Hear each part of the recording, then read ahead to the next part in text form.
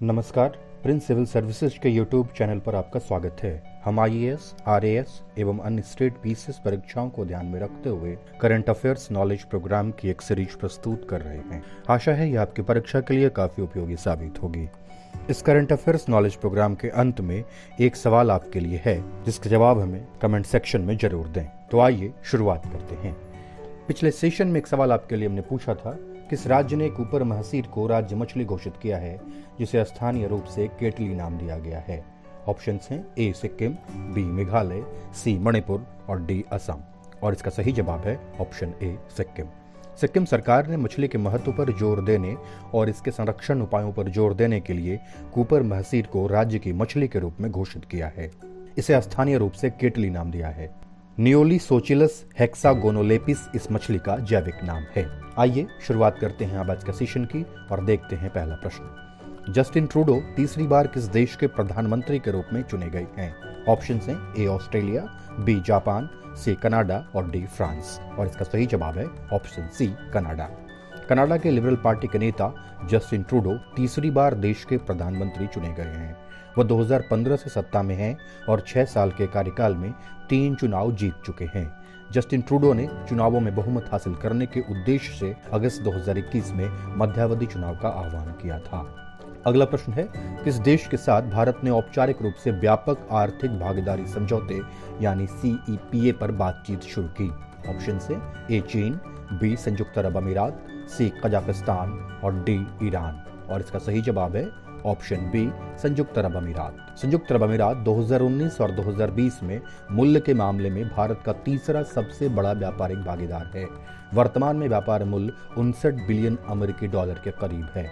यह अमेरिका के बाद भारत का दूसरा सबसे बड़ा निर्यात गंतव्य भी है।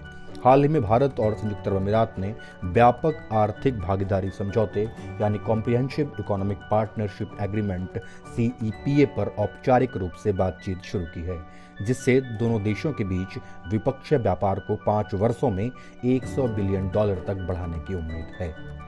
अगला प्रश्न है, भारत ने हाल ही में किस खतरनाक रसायन के भंडारण के नियमों में ढील दी है? ऑप्शंस हैं A ammonium hydrate, B ammonium nitrate और कैल्शियम कार्बाइड और सी कैल्शियम सिलिकेट और अमोनिया और डी इनमें से कोई नहीं। और इसका सही जवाब है ऑप्शन बी अमोनियम नाइट्रेट और कैल्शियम कार्बाइड। उद्योग और आंतरिक व्यापार संवर्धन विभाग यानी DPIIT भारत सरकार ने बेहतर सुरक्षा के लिए अमोनियम नाइट्रेट और कैल्शियम कार्बाइड के भंडारण और संचालन से संबंधित नियमों को संशोधित और आसान किया है। यह एक खतरनाक रसायन है जिसके भंडारण के नियमों में केंद्र सरकार ने ढील दी है। अगला प्रश्न है, किस बैंक ने वित्त वर्ष 2026 तक सतत वित्त पोषण यानी सस्टेनेबल फाइनेंसिंग के लिए भारत में 30,000 करोड़ रुपए का ऋण देने का वादा किया है? ऑप्शन से A ICICI bank, B HDFC bank, C SBI और डी एक्सिस बैंक। और इसका सही जवाब है ऑप्शन डी एक्सिस बैंक। भारत के प्रमुख निजी क्षेत्र के बैंक एक्सिस बैंक ने वित्त वर्ष 2025-26 तक सतत वित्त पोषण के लिए 30,000 करोड़ रुपए की राशि देने का वादा किया है, जो कि सतत विकास लक्ष्यों के अनुरूप है। इस प्रतिबद्धता का उद्देश्य भारत को 2030 तक सतत विकास लक्ष्यों तक पहुंचने में सहायता करना है। बैंक का उद्देश्य सतत विकास परियोजनाओं को थोक ऋण देना है, जिसका सकारात्मक सामाजिक और पर्यावरणीय प्रभाव होगा। अगला प्रश्न है, इलेक्ट्रिक वाहनों के लिए दुनिया के सबसे ऊंचे चार्जिंग स्टेशन का उद्घाटन भारत के किस राज्य में किया गया? ऑप्शन है ए राजस्थान, बी सिक्किम, सी हिमाचल प्रदेश और डी उत्तराखंड।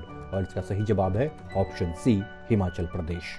इलेक्ट्रिक वाहनों के लिए दुनिया के सबसे ऊंचे चार्जिंग स्टेशन का उद्घाटन हिमाचल प्रदेश के लाहौल स्पीति जिले के काजा में किया गया। इस चार्जिंग स्टेशन का उद्घाटन क्षेत्र के पर्यावरण की रक्षा में महत्वपूर्ण भूमिका निभाएगा।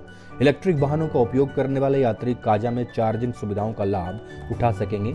परीक्षण के आधार पर 2 इलेक्ट्रिक स्कूटरों को सफलतापूर्वक चार्ज किया गया। काजा हिमाचल प्रदेश के लाहौल स्पीति जिले में स्थित एक नगर है।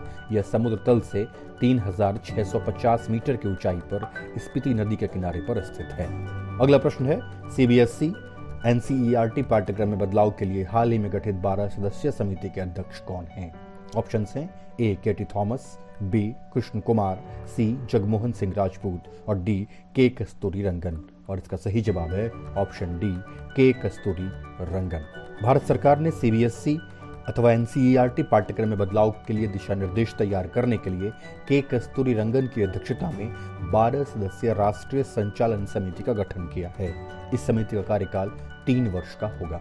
अगला प्रश्न है, खबरों में रही तांगानिका झील कितने देशों द्वारा साझा की जाती है? ऑप्शन है A4, B5, C6 और D7 और इसका सही जवाब है ऑप्शन A4। अफ्रीका में स्थित तांगानिका झील तंजानिया, कांगो लोकतांत्रिक गणराज्य, बुरुंडी और जाम्बिया नामक 4 देशों द्वारा साझा की जाती है।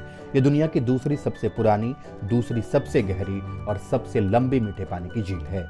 यह झील हाल ही में खबरों में रही है क्योंकि बच्चों के लिए एक स्वतंत्र संगठन सेव द चिल्ड्रन ने कहा है कि जलवायु परिवर्तन के कारण तांगानिका झील के महत्वपूर्ण उदय से बुरुंडी में 84% आंतरिक प्रवास हुआ है। अगला प्रश्न है, कौन सी संस्था हर साल क्राइम इंडिया रिपोर्ट जारी करती है? ऑप्शन हैं ए महिला आयोग, बी राष्ट्रीय अपराध रिकॉर्ड ब्यूरो, सी पुलिस अनुसंधान विकास ब्यूरो और डी उपरोक्त में से कोई नहीं और इसका सही जवाब है ऑप्शन बी राष्ट्रीय अपराध रिकॉर्ड ब्यूरो। राष्ट्रीय अपराध रिकॉर्ड ब्यूरो यानी एनसीआरबी द्वारा वार्षिक क्राइम इंडिया रिपोर्ट जारी की जाती है। साल 2020 की रिपोर्ट हाल ही में जारी की गई। इस रिपोर्ट के अनुसार भारत ने 2020 में सड़क दुर्घटनाओं से संबंधित लापरवाही के कारण मौतों के 1.20 लाख मामले दर्ज किए। सांप्रदायिक दंगों में पिछले वर्ष की तुलना में 2020 में 96% की वृद्धि हुई। अगला प्रश्न है, किस राज्य ने स्टार्टअप का समर्थन करने के लिए दक्षिण एशिया के सबसे बड़े उत्पाद विकास केंद्र डिजिटल हब का उद्घाटन किया है? ऑप्शन से ए केरल, बी महाराष्ट्र, सी पश्चिम बंगाल और डी मेघालय और इसका सही जवाब है ऑप्शन ए केरल। केरल के मुख्यमंत्री पिनाराई विजयन ने हाल ही में वीडियो कॉन्फ्रेंसिंग के माध्यम से 200 स्टार्टअप को समर्थन देने की क्षमता वाले डिजिटल हब का उद्घाटन किया। कालामासेरी कोची में प्रौद्योगिकी नवाचार क्षेत्र TIZ में यह उत्पाद विकास केंद्र दक्षिण एशिया में सबसे बड़ा है। इसका उद्देश्य हब में 2500 लोगों के लिए प्रत्यक्ष रोजगार के अवसर प्रदान करना है। अंतिम प्रश्न है, कौन से 2 देश रक्षा अभ्यास समुद्र शक्ति में भाग ले रहे हैं? ऑप्शन हैं ए भारत और थाईलैंड, बी भारत और मालदीव, सी भारत और इंडोनेशिया और डी भारत और फ्रांस और इसका सही जवाब है ऑप्शन सी भारत और इंडोनेशिया। भारतीय और इंडोनेशियाई नौसेना ने 20 से 22 सितंबर तक जकार्ता में होने वाले 2 दिवसीय द्विपक्षीय समुद्री अभ्यास समुद्र शक्ति में भाग लिया। इस अभ्यास का उद्देश्य द्विपक्षीय संबंधों को मजबूत करना, दोनों नौसेनाओं के बीच समुद्री संचालन में आपसी समझ और अंतर संचालन को बढ़ाना है। अब जाते जाते एक प्रश्न आपके लिए, जीएसटी परिषद यानी जीएसटी काउंसिल की अध्यक्षता कौन करता है? ऑप्शन हैं ए प्रधानमंत्री, बी वित्त मंत्री, सी रक्षा मंत्री और डी विदेश मंत्री। इसका जवाब हमें कमेंट सेक्शन में देना मत भूलिएगा और हाँ, चैनल को लाइक और सब्सक्राइब जरूर करें और बेल आइकन दबा दें ताकि हमारे नए प्रोग्राम की नोटिफिकेशन आपको मिलती रहे। शुक्रिया, जय हिंद।